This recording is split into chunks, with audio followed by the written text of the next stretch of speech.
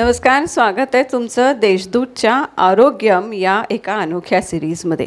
निमित्त अर्थात देशदूतचा 55वा वर्धापन दिन.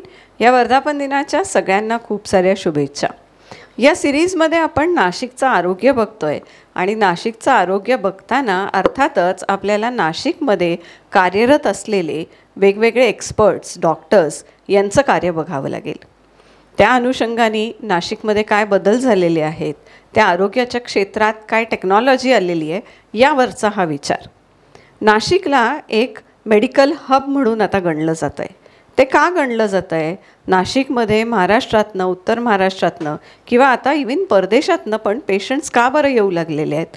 तर याचं उत्तर आहे नाशिकमध्ये अवेलेबल असलेली आरोग्य व्यवस्था आणि तितकेच असलेले निष्णात डॉक्टर्स.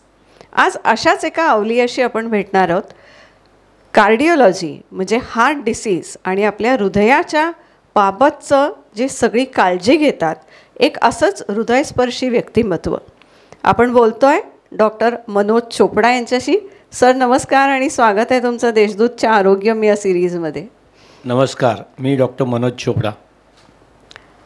जसं मी म्हटलं की अतिशय अवलिया असलेले हे व्यक्तिमत्व, जिथं हृदयाशी संबंध येतो तिथं या व्यक्तीचा निश्चितच संबंध येतो. यांनी आत्तापर्यंत सर 70,000 तुम्ही ऑपरेशन्स केलेत आणि तेवढ्या रुग्णांना तुम्ही बरं केलं आहे. म्हणजे हा तर अगदी अनबिलिव्हेबल असा आकडा आहे, पण हा खरंच आहे, कारण की याची नोंद घेतली गेलेली आहे. आणि याच्यामध्ये 3,000 ही लहान बालकं आहेत. या सगळ्यांना खूप मोठा आधार, खूप मोठा रिलीफ हा डॉक्टरांनी दिलेला आहे. मग हृदयाचं दुखणं असो, ते पार छोट्या छोट्या त्याच्या इंटरव्हेन्शन्स असो, ते त्याचे मेजर ऑपरेशन्स असो, इथपर्यंत सगळ्यांची काळजी त्यांनी घेतलेली आहे. मॅग्नम हार्ट केअर इन्स्टिट्यूट हे त्यांचं हॉस्पिटल हे गेले अनेक वर्ष नाशिकमध्ये कार्यरत आहे आणि डॉक्टरांचा अव्याहतपणे यामध्ये काम सुरू आहे. सर जसं मी म्हटलं की नाशिकचं नाव एक मेडिकल हब म्हणून गणलं जातं आहे आणि आता हृदयाच्या बाबतीतल्या सुद्धा आपण आजार जर का बदलले तर हा स्पेक्ट्रम बदलला आहे. म्हणजे आधी ज्या प्रमाणात हृदयाचे जे आजार दिसत होते ते आणि आता याच्यात काही फरक झालेला आहे? हो, नक्कीच फरक झाला आहे. म्हणजे जेव्हा मी माझ्या प्रॅक्टिसला सुरुवात केली, आपण जर बघितलं तर त्यावेळेस स्थिर आजार जास्त होते. म्हणजे जे काही रिटायर्ड पेशंटचा रुग्ण असायचे ते त्यांचं डायबिटीज, उच्च रक्तदाब किंवा चालल्यानंतर दम लागतो म्हणजेच क्रॉनिक स्टेबल अँजायना, आणि त्याच्यामध्ये मेडिकल ट्रीटमेंट ही प्रामुख्याने चॉईस असायची आणि एन्जिओप्लास्टी फार कमी जणांना सजेस्ट केली जायची. पण मागच्या 10 वर्षातील जर बदल मला विचारला तर माझ्या मते प्रामुख्याने 35 ते 55 वयोगटातले रुग्ण वाढले आहेत. त्याच्यामध्ये अनस्टेबल अँजायना म्हणजेच पेशंटचं अस्थिर आजार, की हृदयविकाराचा झटका आला आहे म्हणून रुग्ण ॲडमिट झाला आहे, किंवा हृदयविकाराची झटक्याची प्राथमिक अवस्था, छातीत दुखतं, ECGमध्ये चेंजेस, कार्डियक एन्झाईम्स वाढलेले आहेत, असे रुग्ण आज वाढीस लागलेले आहेत.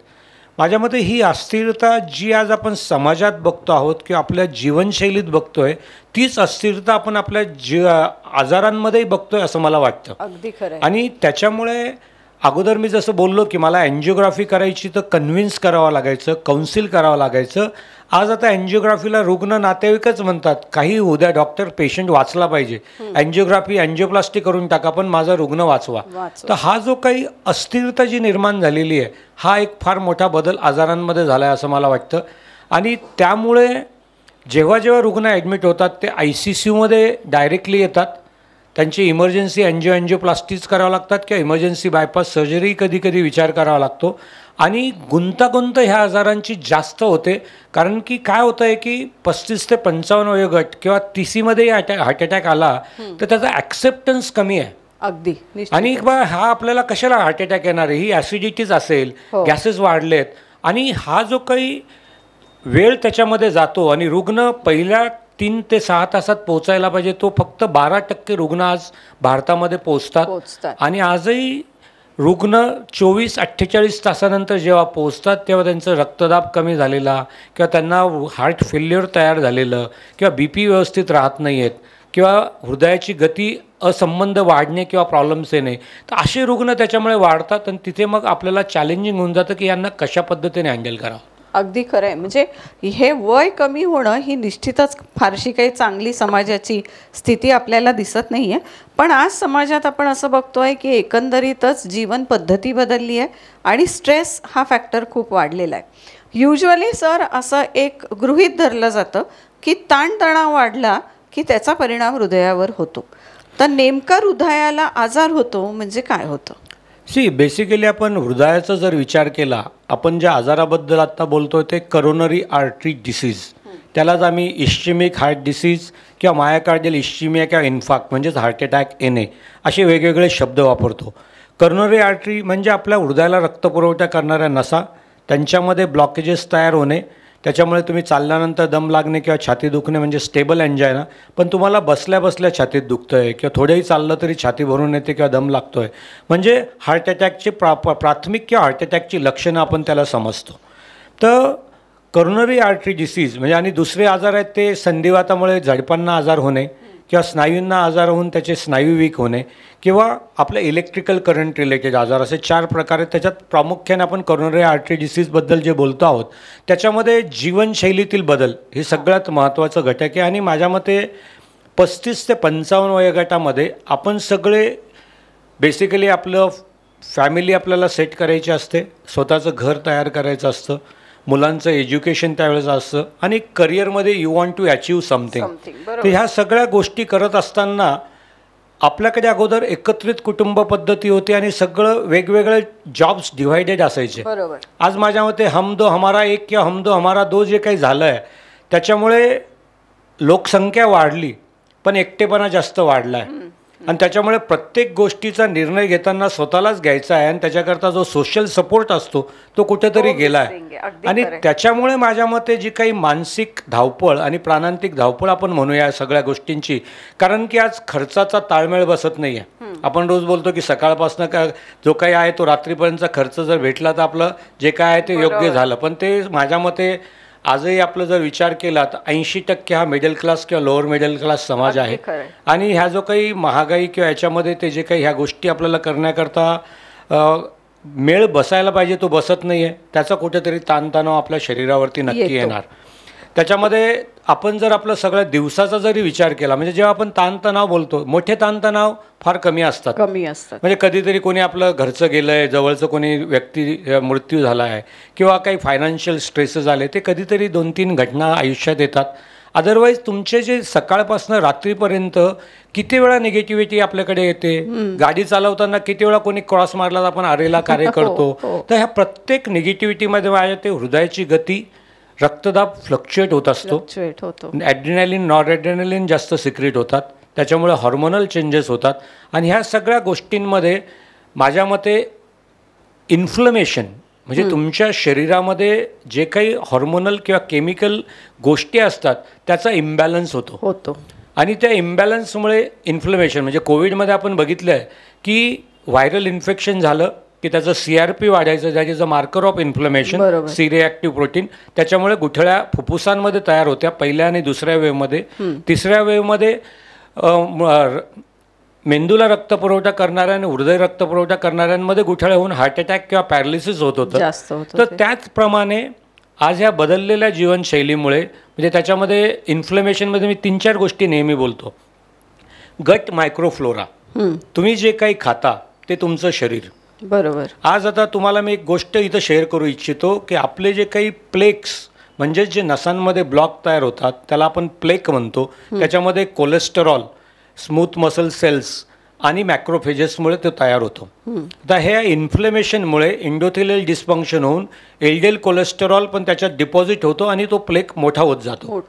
आता हे जे काही प्लेक आहे, आता एक 6 महिन्यापूर्वीचा रिपोर्ट आहे की त्याच्यामध्ये प्लास्टिक सापडलेलं आहे.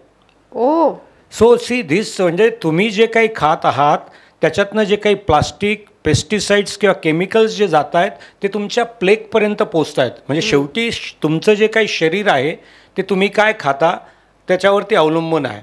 आणि दुसरा रिस्क फॅक्टर तू जर मला विचारलं तर pollution, water pollution, food pollution आणि सगळ्यात महत्त्वाचं एअर पॉल्युशन.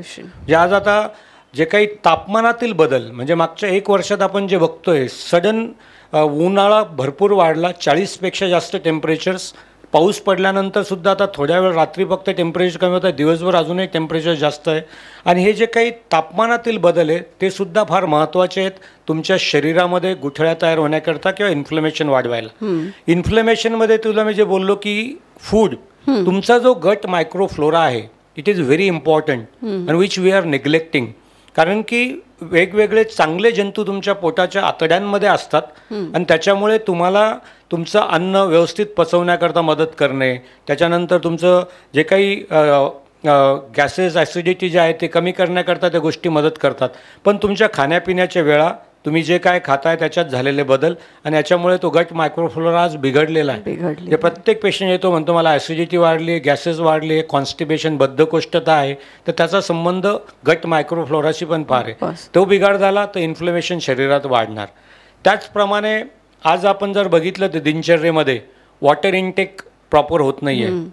सगळ्यात महत्त्वाचं आहे रेस्ट, स्लीप. आज सगळेजण बोलता मी व्यायाम काय करू, काय खाऊ पिऊ, पण मी नीट झोपतो आहे का? तर माझ्या प्रत्येक पेशंटची कंप्लेंट आहे इन्सॉम्निया. तर झोप ही पण महत्त्वाची गोष्ट आहे. तर तुम्ही 7 तास नक्की चांगल्या पद्धतीने झोपता आहात का? आणि ते पण आज होत नाही आहे. आणि दुसरं आहे भारतीयांमध्ये घोरण्याचं प्रमाण. तर ऑब्स्ट्रक्टिव्ह स्लीप ॲपनिया की जिथे तुम्हाला 1 ते 5 मध्ये घोरणं वाढल्यानंतर ऑक्सिजनच्या लेवल्स कमी होतात आणि त्याच्यामुळे सुद्धा तुमचे हॉर्मोनल चेंजेस आणि याच्यामुळे डायबिटीज, उच्च रक्तदाब वाढीस लागतो. तर असं सगळं ह्या जर जीवनशैलीतील बदलांचा हा जर विचार केला तर कुठेतरी इन्फ्लेमेशन या सगळ्या गोष्टींमुळे वाढतं आहे. LDL कोलेस्ट्रॉल, त्याच्यामुळे इन्फ्लेमेशन आणि LDL कोलेस्ट्रॉल प्लेक फॉर्मेशनला मदत करतं आहे. आणि this is what is the reason for atherosclerotic plaque formation. बापरे, म्हणजे तुम्ही हे जे सगळं सांगताय हे अगदी आमच्या जवळपासचं आहे आणि जे आपण अगदी सहज म्हणून आयुष्यात करत असतो, पण ते किती महत्त्वाचं आहे, त्याच्याबाबतची काळजी घेणं किती महत्त्वाचं आहे. जर का आपलं हृदय आपल्याला खूप चांगलं ठेवायचं असेल, त्याचं आरोग्य मेंटेन करायचं असेल ते. जर तुम्ही हे मोठ्या माणसांचं सांगितलं आणि त्यांच्या दिनचर्या त्यांच्या हृदयाशी कशी निगडीत आहे हे सांगितलं, पण आपण बघतोय लहान मुलांनासुद्धा या हृदयाच्या काळजीची गरज लागते. तुम्ही 3000 मुलांपर्यंत ऑपरेट केलं आहे. मला एक सांगायला इथं वाटेल छान की नॅशनल रूरल हेल्थ मिशनच्या अंडर सरांनी एक खूप मोठी मोहीमसुद्धा हाती घेतलेली आहे मुलांच्या बाबतीत. आणि गव्हर्मेंटबरोबर या मिशनबरोबर काम करून त्यांनी नाशिक जिल्हा, उत्तर महाराष्ट्र, महाराष्ट्रातली अनेक अशी मुलं शोधून काढली की ज्यांना हृदयासंदर्भातले आजार होते आणि अशा मुलांवर उपचार त्यांनी केलेले आहेत. आणि हे चॅरिटी वर्क सरांचं खूप मोठं आहे.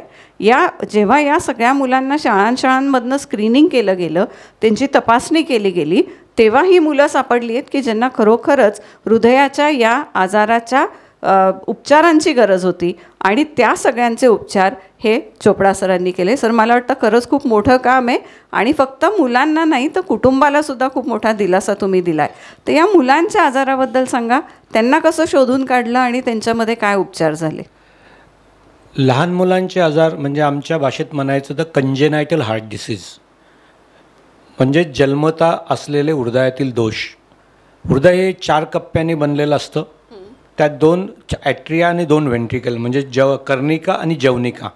कर्णिकेतला जो पडदा असतो त्याला इंटेरॲट्रियल सेप्टम आपण म्हणतो आणि जवनिकेतला जो सेप्टम असतो त्याला आपण व्हेंट्रिक्युलर सेप्टम म्हणतो. ह्या दोघांमध्ये होल असणं, ॲट्रियल सेप्टल डिफेक्ट किंवा व्हेंट्रिक्युलर सेप्टल डिफेक्ट. त्याच्यानंतर 4 कप्प्यांमधनं आपलं उजव्या बाजूने जे काही रक्त पल्मनरी आर्टरी म्हणजे फुफ्फुसातल्या नसेमध्ये फेकलं जातं शुद्धीकरण करण्याकरता. आणि लेफ्ट व्हेंट्रिकल म्हणजे डावा कप्पा जो जवनिका आपण म्हणतो तो महारोहिणी म्हणजे एओटानं शुद्ध रक्त पूर्ण शरीराला पुरवठा करतो. तर ह्या एओटा आणि पल्मनरी आर्टरी, जसं मी तुम्हाला 2 ॲट्रिया 2 व्हेंट्रिकलचं कनेक्शन बोललो, तसं दोन्ही महारोहिणींमध्ये कनेक्शन असतं. त्याला पेटंट डक्टस आर्टेरिओसस PDA. जर तुमच्या माझ्यामध्ये आईच्या पोटात ते चालू असतं आपलं सर्क्युलेशन मेंटेन करायला. आपला जन्म झाल्यानंतर पहिल्या 4 ते 6 तासात ते ऑटोमॅटिकली ऑक्सिजनला सेन्सिटायझेशन झाल्यावर ते बंद होतं. तर तो PDA म्हणजे ASD, VSD, PDA हे 3 प्रकारचे होल झाले. आणि ज्या झडपा आपल्या असतात त्याच्यामध्ये फुफ्फुसाला जाणाऱ्या नसमधली पल्मनरी वॉलचे आजार, पल्मनरी स्टेनॉसिस, आणि त्याचप्रमाणे एवॉटिक वॉलचे आजार असतात ते एवॉटिक स्टेनॉसिस. तर हे प्रामुख्याने 3 होल्स आणि 2 झडपा. पण याचं जेव्हा एकत्रीकरण होतं किंवा नसांची अदलाबदल होते त्याला आपण सायनॉटिक हार्ट डिसीज, म्हणजे तिथं होल पण आहे आणि वॉलचा पण प्रॉब्लेम आहे, त्याच्यामुळे रक्त शुद्ध अशुद्ध मिक्सीकरण होतं आणि त्याला अशुद्ध रक्त सगळीकडे येऊन सायनॉसिस होतं, निळेपणा येतो, तर ब्ल्यू बेबी आपण त्याला म्हणतो. तर याच्यामध्ये ASD, VSD आणि PDA हे डिव्हाइस क्लोजर्स, म्हणजे आज छत्रीवाटे आपण बंद करू शकतो. याच्यामध्ये प्रामुख्याने echocardiography plays a very important role, म्हणजे हृदयाची सोनोग्राफी. त्याच्यामध्ये होल किती साईजचा आहे, कोणत्या बाजूस एक्झॅक्टली आहे, त्याच्या रिम्स कशा आहेत की ज्याच्यात डिव्हाइस बसू शकतं का नाही, किंवा महारोहिणीपासून त्याची लांबी किंवा रुंदी किती आहे त्याच्यावरनं आम्ही डिव्हाइस ठरवतो. PDA डिव्हाइस युज्युअली आपण डिव्हाइसनेच बंद करतो, पण हे कॉम्बिनेशन्स आले तर मग ते सायनॉटिक हार्टकडे गेलं तर मग त्या पेशंटला कॉम्प्लेक्स डिसीज असेल तर मग वी हॅव टू डिसाईड की याला सर्जिकल काही ट्रीटमेंट लागणार आहे का. तर मी कार्डिओलॉजिस्ट म्हणून जे काही काम करतो त्याच्यामध्ये हे सगळे तिन्ही होल्स छत्रीने बंद करणे आणि ज्या काही झडपा बंद असतात त्या वॉल्स बलूनने ओपन करणे, बलून व्हॉल्व्युलोप्लास्टी. त्याचप्रमाणे मायट्रल वॉल, संधिवातामुळे जे हृदयाचे वॉल्सचे आजार होतात किंवा झडपांचे आजार निर्माण होतात त्याला मायट्रल वॉल सगळ्यात जास्त अफेक्ट होते. मग एवॉटिक वॉल म्हणजे जी महारोहिणीची झडप, मायट्रल वॉल म्हणजे लेफ्ट ॲट्रियम लेफ्ट वेंट्रिकल डाव्या कप्प्यातली झडप, आणि त्याचा जर आजार होऊन ती जर बंद झाली तर ती बलूनने उघडता येते. तर अशा पद्धतीने होल बंद करणे, झडपा बलूनने उघडणे. आणि याच्यामध्ये जसं तू बोललीस की ऑलमोस्ट 1.5 लाखापेक्षा जास्त एकोज मी मागच्या 20 वर्षात केले 2006 आणि 3000 मुलांचे ह्या डिव्हाइस क्लोजर्स, व्हॉल्व्युलोप्लास्टीज आणि सर्जरीज ह्या NRHM मार्फत आपण मोफत केलेल्या आहेत. त्याच्यामध्ये त्यांचा येऊन जाऊनचा खर्च, त्यांना राहण्याकरता रिलेटिव्हजला जागा किंवा त्यांचं खाणं पिणं करणे, आणि हे कॅम्प्स रेग्युलरली आपण इतक्या वर्षातनं करतो आहोत. आणि त्याच्यामुळे माझ्या मते काय असतं की लहान मूल हा कुटुंबाचा एक फार आत्मा असतो आणि त्याला जर हे दिलं तर ते कुटुंब फार खुश असतं. तर याच्यातनं अशा पद्धतीने आपण, आणि 2002 साली मी पहिलं PDA डिव्हाइस क्लोजर केलं. दॅट वॉज त्यावेळेस लहान मुलांचं काम करणाऱ्या फार संस्था भारतात नव्हत्या. You can think about Chennai, Delhi आणि मुंबईत काय KM हॉस्पिटल किंवा इथं कामं व्हायचे. त्या काळात मी हे पहिलं पेडॅट्रिक कार्डिओलॉजीचं काम केलं. 2003ला ASD, मग VSD, मग व्हॉल्व्युलोप्लास्टीज, आणि ते काम करून ते ऑलमोस्ट 3000 नंबरपर्यंत ह्या 20 वर्षात आपण डिव्हाइस करू शकलो. बरोबर सर, हे तुम्ही जसं म्हणताय की हे काम पहिल्यांदा नाशिकमध्ये तुम्ही केलं, पण तसं आणखीन एक गोष्ट आहे की जी नाशिकमध्येच काय जगभरात जी झाली ती नाशिकमध्ये सुद्धा पहिल्यांदा तुम्ही केली. दिल्ली, मला वाटतं मुंबई, नाशिक आणि पॅरिस ही एकाच वेळेला ती गोष्ट झाली. तर तो काय किस्सा होता? बेसिकली आता तू जो किस्सा म्हटली त्याच्यात मी असं सांगेल की माझी जी काही ग्रोथ झाली आहे त्या पद्धतीने कार्डिओलॉजीचे नवनवीन इनोव्हेशन्स आणि मी साक्षीदार ठरलो आहे की आम्ही त्या विद्यार्थी दशेपासून हे अनुभवत आलो आहे. याच्यातलं थोडक्यात सांगायचं तर हृदयविकारचा झटका आल्यानंतर क्लॉट डिझॉल्विंग ड्रग स्ट्रेप्टोकायनेज मी MDच्या पहिल्या वर्षाला होतं तेव्हा लॉन्च झालं. बरोबर. एकोकार्डिओग्राफीचं एममोड एको माझ्या सेकंड इयरला लॉन्च झालं. थर्ड इयरला 2D एको आला आणि मी लेक्चरर 11 महिने राहिलो तिथं शिकवण्याकरता, तर त्याच्यामध्ये कलर डॉपलर आला एकोकार्डिओग्राफीचा. आणि मी जेव्हा DM कार्डिओलॉजीला JJ हॉस्पिटलला जॉईन झालो तेव्हा बलून एन्जिओप्लास्टी आणि बलून मायट्रल व्हॉल्व्युलोप्लास्टी नुकतीच चालू झाली होती. म्हणजे याच्यात मी जे काही शिकलो ना ते आता नवीनच सगळ्या प्रोसिजर्स चालू होत होत्या, त्याच्यात गुंतागुंत जास्त व्हायच्या, तर कोणत्या गोष्टी करायच्या नाही हे जास्त शिकलो मी. म्हणजे त्याच्यातनं तर त्याच्यामध्ये मग तो प्रवास मी नाशिकला आल्यानंतर बलून एन्जिओप्लास्टी विथ स्टेंट आला. पण तो स्टेंट आम्ही हाताने क्रीम करून लावायचो, त्याच्यावरती नसायचो. बऱ्याच वेळा वरती घेऊन जाईपर्यंत स्टेंट उडून जायचा, तो शोधत बसावा लागायचं, असं व्हायचं सुरुवातीला. तर त्याच्यानंतर मग बेअर मटेरियलचे स्टेंट्स आले की ते त्याच्यावरती क्रीम करून फॅक्टरीतनं यायचे.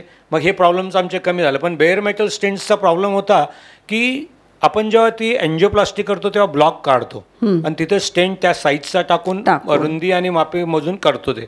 तर त्याच्यामध्ये हिलिंग प्रोसेस होते 2 ते 4 महिन्यामध्ये.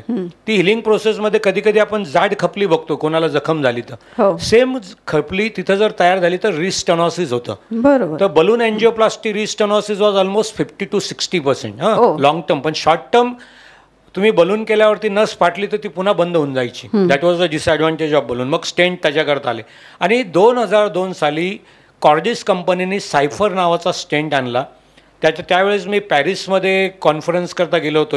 PCR नावाची आमची युरोपियन कॉन्फरन्स असते, पॅरिसमध्ये होते. त्यावेळेस तो सायफर नावाचा ड्रग कोटेड स्टेंट लॉन्च झाला हां, मे महिन्याच्या फर्स्ट वीकमध्ये, आणि तो लॉन्च त्याच्यानंतर लास्ट वीकमध्ये मेच्या झाला. तर तू जो काही गोष्ट बोललीस तर तो सायफर नावाचा ड्रग कोटेड स्टेंट नाशिकमध्ये मुंबई, दिल्ली आणि पॅरिस बरोबर आपण त्यावेळेस पहिला स्टेंट एकाच दिवशी टाकला. तर ते त्याचं ते मेडिकेटेड स्टेंट, कारण की त्याचं पहिल्या 1 वर्षाच्या डाटामध्ये रिस्टेनॉसिस वॉज 0%. म्हणजे that was the drastic change in the एन्जिओप्लास्टीच्या याच्यामध्ये, आणि तो टेक्निक डेव्हलप झाला. म्हणजे जसं ही सगळी प्रोसेस इव्हॉल्व्ह झाली त्याच्याबरोबर तुम्ही पण इव्हॉल्व्ह झालेला, आणि इतके इव्हॉल्व्ह झालेलात की नाशिकला तुम्ही आंतरराष्ट्रीय पातळीवर नेऊन ठेवलंय की तिथे जे अवेलेबल आहे तेच इथे नाशिकला. आता 2010ला मी जे काही मॅग्नम आर्ट इन्स्टिट्यूटची स्थापना केली, माझ्यामध्ये it's a world class infrastructure असलेली कार्डिओलॉजी इन्स्टिट्यूट आहे. आज भारतामध्येच नव्हे पण परदेशात पण आपल्याकडनं म्हणजे जे काही मी रेग्युलरली वर्कशॉप्स घेतो टू टीच यंग कार्डिओलॉजिस्ट, आणि ऑल ओव्हर इंडिया त्याचं लाईव्ह ट्रान्समिशन पण, म्हणजे कोविडपासून ते लाईव्ह ट्रान्समिशन वाढलं. ऑलमोस्ट 50पेक्षा जास्त केसेस आपण Bangladesh, Egypt, south east Asia किंवा you can say the all the वर्ल्डमध्ये 3 ते 4 केसेस, अशा केसेस आपण मॅग्नममध्ये करून ट्रान्समिट करतो आहे वेगवेगळ्या कॉन्फरन्सेसमध्ये. आणि त्याच्यामध्ये मग वेगवेगळे कॉम्प्लेक्स केसेस करणं, त्याच्यातनं मग डिस्कशन्स, आणि we can learn many things. त्याच पद्धतीने लहान मुलांचं आणि ॲडल्ट कॉम्प्लेक्स एन्जिओप्लास्टी 2006 पासून मी हे वर्कशॉप्स घ्यायला सुरुवात केली. शिर्डीला पहिले, मग रिजनल रेफरल, मग मॅग्नमला. आणि त्याच्यामध्ये एक 10 ते 12 कार्डिओलॉजिस्ट आम्ही बाहेरनं बोलवतो, आणि त्या केसेस 2 दिवस मग आम्ही hands on experience plus discussion करून करतो, की जेणेकरून जास्त चांगल्या पद्धतीने समजू शकतं, त्यांनाही शिकायला मिळतं, आणि मी पण बऱ्याच गोष्टी शिकतो. एक्झॅक्टली, माझा हाच पॉईंट आहे की हे सगळं करताना हे इव्होल्युशन बरोबर तुमचं लर्निंग आणि तुमचा नॉलेज गेन बेस हा सुद्धा खूप मोठा होत चालला आहे, हा सुद्धा एक्सपांड होत चालला आहे. हे अर्थात साईन आहे एका डेडिकेटेड डॉक्टरची. जेव्हा तो डॉक्टर खूप पॅशनेट असतो, तो डॉक्टर खूप डेडिकेटेड असतो, तेव्हा जे नवीन येत आहे ते शिकलं पाहिजे, जे नवीन येत आहे ते घेतलं पाहिजे, आणि हा बदलसुद्धा स्वतःमध्ये करता आला पाहिजे, असा एक डेडिकेटेड डॉक्टर आपल्याला नाशिकमध्ये मिळालेला आहे. सर, जसं आम्ही म्हणतो की हा बदल होतो आहे, तुम्ही पण शिकताय, नवीन नवीन आत्मसात करताय, आणि त्याचा फायदा पेशंट्सला होतो आहे. तर या सगळ्यामध्ये टेक्नॉलॉजिकली पण खूप मोठा बदल झाला आहे. म्हणजे तुम्ही जे मगाशी उल्लेख केला की ओपन हार्ट सर्जरीज किंवा तुम्ही मग लॅप्रोस्कोपिक सर्जरीजपासून आता तुम्ही आलात ते रोबोटिक सर्जरीजपर्यंत. म्हणजे तुमच्या ऑपरेशन थिएटरमध्ये तो एक मोठा आर्म रोबोटिक, आणि तुम्ही कम्प्युटरवर ते सगळं बघून तो ऑपरेट करताय. तर ही प्रोसेस कशी आहे या टेक्नॉलॉजिकल डेव्हलपमेंटची या क्षेत्रातली? रोबोटिक एन्जिओप्लास्टी त्याचा जर विचार केला तर महाराष्ट्रातील पहिलं, भारतातील दुसरं आणि जगातलं 10वं सेंटर आपण नाशिकमध्ये तयार केलं. पोस्ट कोविड म्हणजे प्री कोविड आपण त्याचं इन्स्टॉलेशन केलं, आणि कोविडमध्येही त्याचा फायदा झाला, कारण की नो टच टेक्निक आपण वापरत होतो. तर बऱ्याचशा रुग्णांच्या त्यावेळेस आलेल्या एन्जिओप्लास्टी आम्ही रोबोटिकने केल्या, की जेणेकरून इन्फेक्शन स्प्रेड होणार नाही. आणि आत्तापर्यंत आपण 450 केसेस पूर्ण केल्या आहेत. मागच्या ऑगस्टमध्ये बॉस्टनमध्ये जी कॉन्फरन्स होती त्याच्यामध्ये रोबोटिक एन्जिओप्लास्टीचा एक त्यांनी प्रेझेंटेशन्स ठेवलेले होते. त्याच्यामध्ये 10 रोबोटिक एन्जिओप्लास्टर ऑल ओव्हर द वर्ल्डमधनं आले होते. त्याच्यामध्ये डेन्मार्क, जर्मनी, दुबईमध्ये जस्ट लॉन्च झालेलं होतं, US मधले 3 सेंटर्स, आणि जपान आणि ऑस्ट्रेलियातनं 2 सेंटर, म्हणजे असे 10च रोबोटिक एन्जिओप्लास्टर तिथं बोलवले गेले होते. म्हणजे रोबोटिक एन्जिओप्लास्टी करणार तसेही 20 ते 22 लोकच जगात आहेत आता. आणि त्या 450 केसेस, दॅट वॉज 325 केसेस त्यावेळेस मी प्रेझेंट केल्या. That was the largest series presented in that conference. की कशा पद्धतीने त्याच्यामध्ये इव्हॉल्युशन असं झालं की simple cases, type A lesion, type P, type C असं आम्ही म्हणतो, की सिम्पल, थोडं अजून कॉम्प्लेक्स आणि मोर कॉम्प्लेक्स. तर CTO म्हणजे जेव्हा जी नस 6 महिन्यापेक्षा जास्त बंद ती ओपन करणे, ती आम्हाला हाताने जेव्हा मी एन्जिओप्लास्टी CTOची करतो 2 ते 2.5 तास लागतात. वेगवेगळ्या वायर्स, बलून्स, मग तुम्ही ट्रू ल्युमेनमध्ये आहात का नाही, तर त्याचंही काम रोबोटिक एन्जिओप्लास्टीने मी चालू केलं. एक अराउंड 15 केसेस आम्ही मागच्या 8-9 महिन्यामध्ये केल्या समजा. त्याचं एक मी लाईव्ह ट्रान्समिशन केलं होतं, ऑल ओव्हर द वर्ल्ड ती केस प्रेझेंट झाली होती. त्याच्यामध्ये Sameen Sharma is the master of the, म्हणजे टीचर आमचे सगळ्यांनी, त्यांचं न्यूयॉर्कमध्ये त्यांच्या हॉस्पिटलला माउंट सिनायला काम करतात, ते चीफ आहेत तिथं. त्यांनी सांगितलं की पहिल्यांदा मी रोबोटिक एन्जिओप्लास्टीनी इतकी कॉम्प्लेक्स केस करताना बघितलं. तर दॅट्स हाऊ द कॉम्प्लेक्सिटी, म्हणजे बेसिकली जर तू जसं बोलली की नवनवीन टेक्नॉलॉजीमध्ये चीप एन्जिओप्लास्टी म्हणजे complex high risk indicated angioplasty जेव्हा आपण विचार करतो त्याच्यामध्ये मग बेसिकली लेफ्टमेन स्टेनॉसिस, म्हणजे जिथं बायपास सांगितलं तर करायचं नाही आहे, बायपासला पेशंट फिट नाही आहे किंवा ज्याची अँजिओप्लास्टी करताना फेल झाली आहे, त्या फेल्ड अँजिओप्लास्टी. लॉंग सेगमेंट पण कॅल्शियम फार जास्त प्रमाणात आहे, जिथं मग रोटाब्लेटर, बलून विथ ब्लेड किंवा त्याच्यामध्ये OPN नावाचं हाय प्रेशर, म्हणजे आम्ही नेहमी 10-12 ॲटमॉस्फेरिक किंवा 18 प्रेशर वापरतो, तिथं 40 प्रेशरचा बलून वापरून उघडण्याची नस फाटण्याची शक्यता जास्त असते. किंवा हे CTO क्रॉनिक कॉम्प्लेक्सिटी लिजन्समध्ये वायरिंग करताना वेगवेगळ्या वायर्स आम्ही वापरतो, त्याचा टिप लोड असतो तो 0.5 ग्रॅम असतो रुटीन वायरचा, तो 4 ग्रॅम 8 ग्रॅम घ्यायचा. तर त्या पद्धतीने वायर नवीन वापरणे. नंतर स्टेंट्स, जे विरघळणारे stent, bioabsorbable stents, it is one of the only centre in the north Maharashtra doing that work. आणि ज्यांना किडनीचा प्रॉब्लेम आहे त्याच्यामध्ये क्रिएटिनिन जास्त, डायलिसिस चालू असल्यामुळे आपण अँजिओप्लास्टी करताना जो डाय वापरतो त्याच्याने ते प्रॉब्लेम्स वाढतात. त्याच्यामुळे बऱ्याच वेळा किडनीच्या पेशंटचा हार्ट अटॅक किंवा इमर्जन्सी अँजिओप्लास्टी होतच नाही. अरे क्रिएटिनिन जास्त आहे, डायलिसिस लागेल, नातेवाईक पण डिसिजन घेत नाहीत. तर अशा याच्यामध्ये नो डाय अँजिओप्लास्टी म्हणजे इमेजिंग टेक्नॉलॉजी, आयवस किंवा OCT, म्हणजे जिथं आपण नसच्या आतमधनं चित्रीकरण डायरेक्टली करू शकतो. म्हणजे जी सोनोग्राफी तुम्ही वरतून करता ती नसमध्ये आतून करायची. त्याच्यातनं मग मेजर द लेंथ किती आहे ब्लॉकची, मग आर्टरीची साईज किती आहे, मग तो जो काही लिजन आहे तो फायब्रोकॅल्सिफिक आहे का फायब्रॉटिक आहे, मग मला काय बलून वापरलं तर ते ब्रेक करता येईल. तर हे सगळं डिसाईड अगोदरच करायचं आणि त्या पद्धतीने ती नो डाय अँजिओप्लास्टी करायची की जेणेकरून there will be no affection of the kidneys. तर अशा पद्धतीच्या केसेस पण आपण करतोय. तर अशा पद्धतीने इव्हॉल्युशन हे माझ्या मते याच्यामध्ये सगळ्यात महत्त्वाचं, you need to be passionate about technology. आणि हे सगळ्यात महत्त्वाचं म्हणजे you need to make it accessible, affordable आणि in which patients we have to use it. बरोबर. हे जर असं एक्सपिरियन्सनेच तुम्हाला जमू शकतं आणि तो एक्सपिरियन्स आला की तो तुम्ही युटिलाइज कसं करू शकता हे सगळ्यात महत्त्वाचं. अगदी खरं आहे तुमचं म्हणणं, कारण की अफोर्डेबिलिटी आणि ॲक्सेसिबिलिटी या खूप महत्त्वाच्या गोष्टी आहेत आणि त्या तुम्ही पेशंटला अनुभवानेच देऊ शकता. तर त्यामुळे पेशंटचा विश्वास डॉक्टरवर असणं आणि डॉक्टरचं तेवढं कम्युनिकेशन असणं, हा एक डॉक्टर असा मला माहिती आहे की जो पेशंटशी खूप बोलतो, रिपीटेडली पेशंट्स विचारतात तरीसुद्धा खूप समजावून सांगतात, पण त्याच्यामुळेच पेशंटचा विश्वास हा खूप वाढतो. एकंदरीतच सर जे भरभरून त्यांच्या क्षेत्राबद्दल बोलतायत याचा अर्थ एवढाच आहे की त्यांचं पॅशन खूप तगडं आहे, त्याच्यात शिकण्याची तयारी आहे, त्याच्यात नाविन्य आणायची तयारी आहे आणि ते सगळं खूप अफोर्डेबिलिटीमध्ये पेशंट्सना द्यायची तयारी आहे. जेव्हा ते म्हणतात की giving is a way of gaining असं सर नेहमी म्हणतात आणि त्यांचं म्हणणं आहे जितकं तुम्ही भरभरून पेशंटला द्याल तितकंच जास्त समाधान तुम्हाला मिळेल. सर हे समाधान तुम्हाला किती मिळाले आजपर्यंत? तसं जो बोलले ना, तर जेव्हा मी नेहमी मेडिसिन किंवा डॉक्टर प्रोफेशनबद्दल बोलतो तर बाकीच्या प्रोफेशनपेक्षा 2-3 गोष्टी आमच्याकडे नेहमीपेक्षा वेगळ्या आहेत. लोक आमच्याकडे फक्त प्रॉब्लेम्स घेऊन येतात, लाईफ अँड डेथ सिच्युएशन्स, आणि तिसरी emotional involvement, patient, relatives and friends. Absolutely. ह्या 3 गोष्टी जेव्हा तिथं येतात तर माझ्याकडे नेहमी रोजच प्रॉब्लेम्स घेऊन येतात, लाईफ अँड डेथ सिच्युएशन्स असतात, जे काही करतो त्याच्यात कॉम्प्लिकेशन्स तयार होतात. तर there I think as a doctor we need to be very calm. जे ॲडव्हर्सिटीजमध्ये डॉक्टर्स लोक फार चांगल्या पद्धतीने डिसिजन घेणं गरजेचं असतं, ते आम्ही त्याच्यामुळे घेऊ शकतो. You need to respond. तुम्ही रिॲक्ट केलं की नाही, there is always a problem.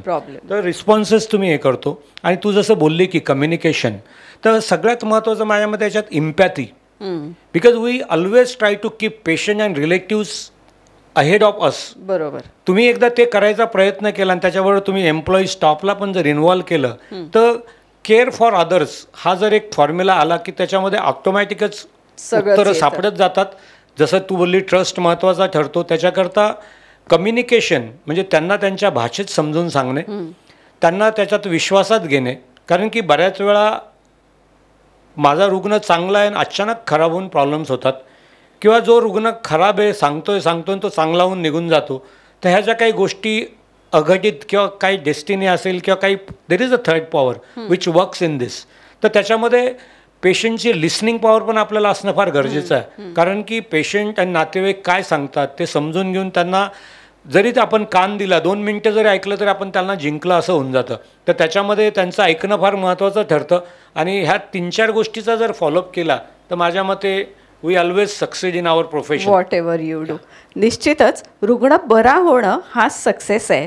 त्यांनी समाधानाने घरी जाणं, त्याचं आयुष्य नॉर्मलाईज होणं, हाच खरा तर डॉक्टरचा सक्सेस आहे. आणि यामध्ये आपण असं म्हणू की हा अतिशय यशस्वी डॉक्टर आज आपल्याबरोबर खूप छान गप्पा त्यांनी मारलेल्या आहेत. सर, तुम्ही खूप वेळ देऊन खूप विस्तृतपणे समजावून सांगितलं. हृदयाची काळजी ही मला तर वाटतं आपल्या रोजच्या जीवनातनंच येते, हेच तुम्ही आम्हाला सांगितलं आहे. आणि मला असं वाटतं आपले सगळे प्रेक्षक याच्याकडे निश्चितच लक्ष देतील आणि स्वतःची काळजी आणि स्वतःच्या हृदयाची काळजी ही आपल्याच हातात आहे, हे मला वाटतं सगळ्यांनाच समजलं असेल. मी जसं सुरुवातीला म्हटलं, हृदयाची काळजी घेणारा अतिशय हृदयस्पर्शी असं हे व्यक्तिमत्व, अतिशय सखोल ज्ञान असलेलं, फक्त त्यांच्याच विषयात नाही, मला सांगायला आवडेल की सरांना अनेक विषयाचं ज्ञान आहे, त्यांचं वाचन तगडं आहे आणि खूप डेप्थमध्ये जाऊन सगळ्या गोष्टींचा अभ्यास करण्याची वृत्ती. त्याच्यामुळे मला असं वाटतं की समाजात आज तुम्ही जे कार्य करू शकताय ते करू शकताय आणि लोकांना त्याचा दिलासा मिळतो आहे. तुमचं हे कार्य असंच चालू राहो, खऱ्या अर्थाने तुम्हाला यश मिळो, म्हणजे पेशंट्स खूप चांगले बरे हो, अशीच आम्ही तुम्हाला शुभेच्छा देतो. आणि तुम्ही वेळ दिलात त्याबद्दल खूप धन्यवाद. Thank you very much.